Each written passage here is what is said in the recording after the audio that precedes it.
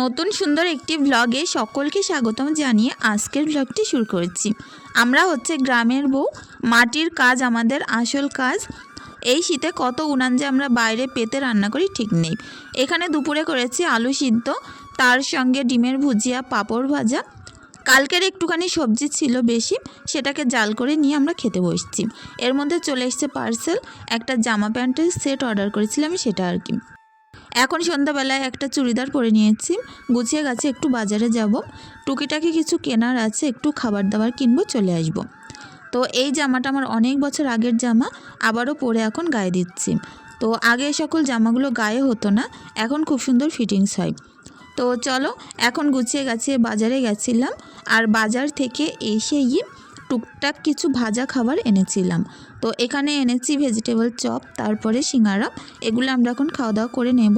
আমার আজকের মিনি ব্লগটি কেমন লাগলো অবশ্যই কমেন্টে জানিও। আর যদি ভালো লাগে বড় ব্লগে পুরো ভিডিও দেখতে পাবে, সাথেই থেকো। আসছে বড় ব্লগ।